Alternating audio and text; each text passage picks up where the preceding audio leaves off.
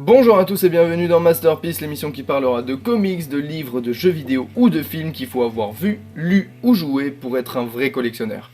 Et aujourd'hui, on va parler de Batman Dame, créé par Brian Azzarello et Lee Bermejo. Tiens, les revoici. Et oui, ce sont eux qui ont créé Joker, vous savez, ce fameux livre qui est...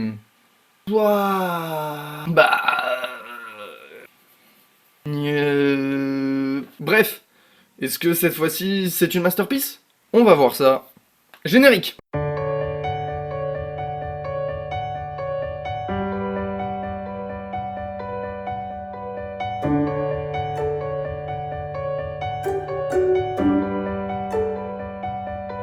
Histoire. Le Joker est mort.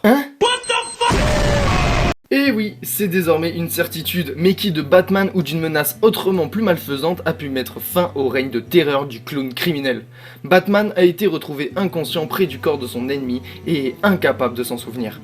Pire, il revient à douter de la réalité elle-même. Oh tiens, une pensée philosophique. Oh, tu nous fais chier avec ça! Bref, continuons. Pour l'accompagner ou le perdre un peu plus dans sa quête pour se remémorer, il reçoit l'aide de John Constantine au cours d'une enquête qui l'amènera à frayer avec les forces mystiques de Gotham. Ceci étant dit, allons-y pour l'aspect extérieur.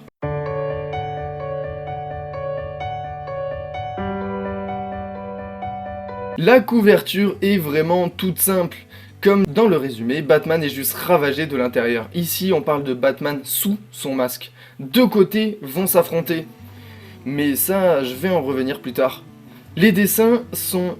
waouh. Alors je sais qu'il y a 10 ans entre Joker et Batman Dame, mais là, les dessins sont réalistes et te font sentir toute une sensation de doute, de ne jamais vraiment contrôler ce qui se passe. Et ça, c'est le propos du livre. Et c'est beau.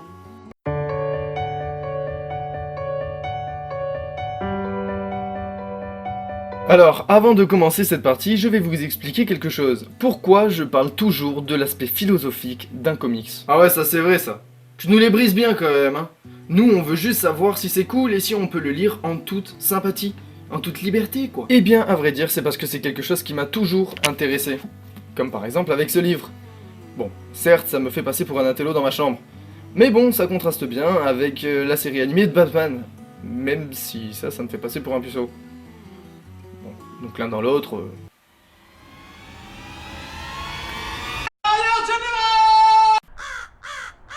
Pas ouf. Reprenons. Je trouve que les livres qui nous permettent une autre vision de pensée sont super intéressants. Ah ouais?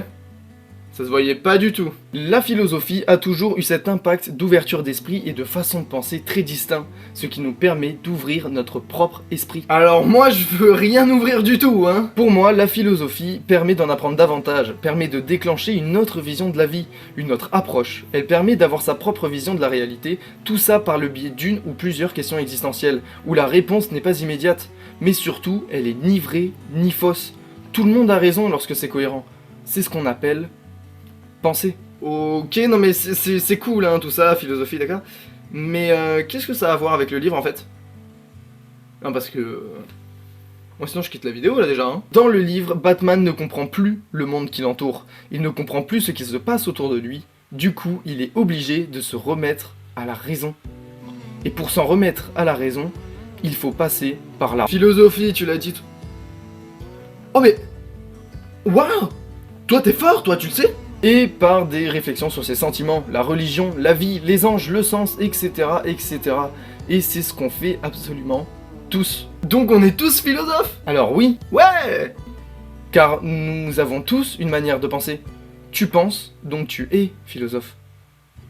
Et c'est par ce biais que Brian Azzarello nous touche et touche le public en essayant de faire identifier un personnage au spectateur, le faire fusionner avec le personnage, quitte à le faire souffrir par de l'hyper-empathie par exemple, pour que celui-ci soit pris dans l'histoire, pour qu'il soit présent, voire même le personnage principal. Et Lee dans tout ça? Lee, il fait tout ça par le biais de l'image. Vraiment, quand je disais qu'un level était atteint, je vous dis pas de conneries. Ce qui est fou, c'est les transitions, qui sont des transitions dignes d'un film. Parfois, des pages aussi, qui font juste badass. Mais franchement, elles sont tellement bien calées et tellement belles. que c'est juste incroyable. Bon d'accord, tout ça, c'est génial. Mais donc, le livre, dans tout ça, bien ou pas bien? Attends, je vais en parler un peu plus tard. En fait, pourquoi je vous dis tout ça? Parce qu'en fait, ça m'amène à quelque chose de pensée. En fait, je pense que les comics peuvent avoir un pouvoir d'éducation et un devoir d'ouverture d'esprit, donc de philosophie. Et je pense que le meilleur exemple se situe dans Empereur Joker, le manifeste des comics. Le manifeste des comics. J'ai depuis longtemps pour opinion qu'il est du devoir du créateur de comic books de faire vivre au lecteur une expérience lui donnant à réfléchir, empreinte de gravité et de vraisemblance, prenant racine dans l'héritage dramaturgique d'Ibsen et Tchekhov. Nous vivons une période préoccupante et le lectorat moderne a faim de compte à la moralité bien marqués qui le guideront à travers le maelstrom de cette époque, vers le sérieux et la sécurité. Ne pas fournir dans chaque comic book au moins l'horreur formatrice de l'inéluctable anagorèse serait un manquement au pacte passé entre le lecteur et le créateur. Un créateur de comics a la capacité et la responsabilité de préparer les lecteurs à la brutale réalité, en la lui présentant à travers le prisme du genre appelé action-aventure. Bien que je répugne à utiliser les termes action et aventure, puisqu'ils ne devraient pas faire partie de la vie de gens bien. Insister pour que les épreuves de la vie soient décrites avec précision afin que nos enfants et les enfants de nos enfants ne nouent plus jamais de serviettes autour de leur cou pour s'envoler, mais qu'ils filent droit tout en regardant docilement leurs pieds et comptent leurs pas vers une vie quelconque et une mort sans éclat. En toute sobriété, professeur B. Isaro, a.k.a. Joseph Kelly.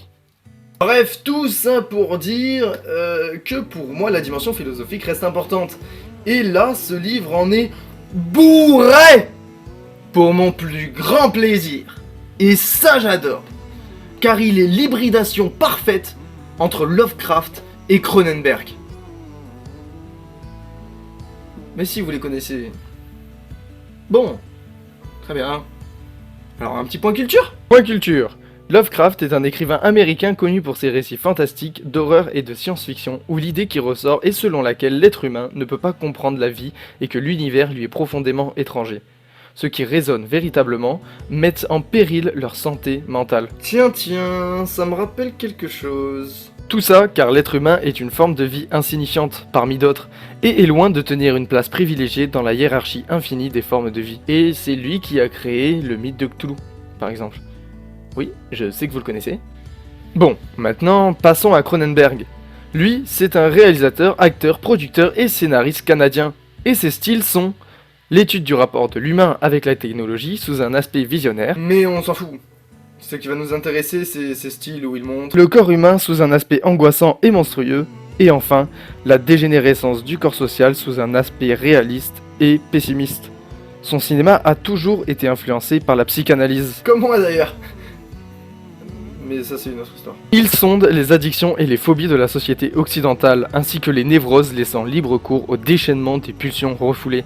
Ces deux thèmes récurrents sont la double personnalité et le massacre du corps humain.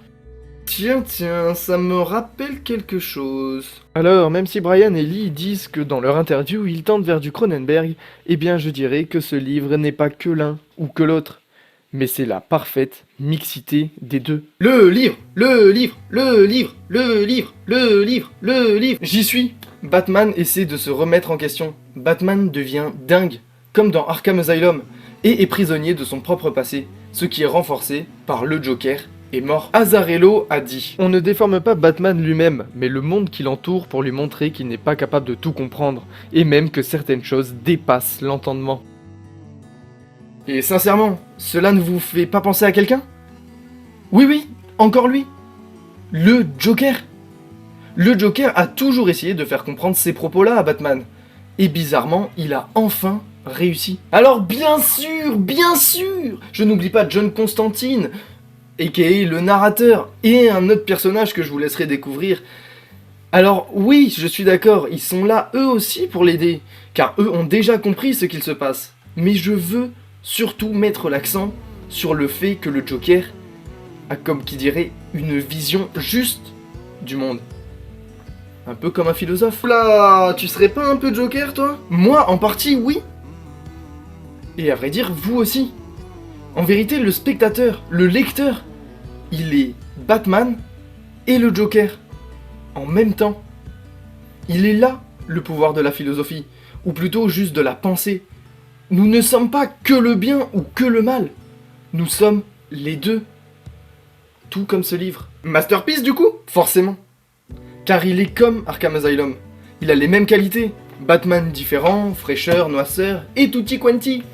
Mais du coup, comme c'est la suite de Joker par ses mêmes créateurs, il vaut mieux avoir lu Joker avant. Oh là là, ça veut dire que du coup Joker devient une masterpiece? Non. Parce que là encore, la réponse se trouve encore une fois dans leur interview. Batman évolue dans une continuité à part, ce qui nous permet d'avancer à notre rythme sans nous préoccuper de ce qu'il se passe dans les autres titres. Mais on ne dénature pas pour autant. On lui offre juste un traitement à la HBO. En résumé, le Joker était alors un personnage d'une série. Autrement dit, Joker servait juste à faire venir cette masterpiece-là.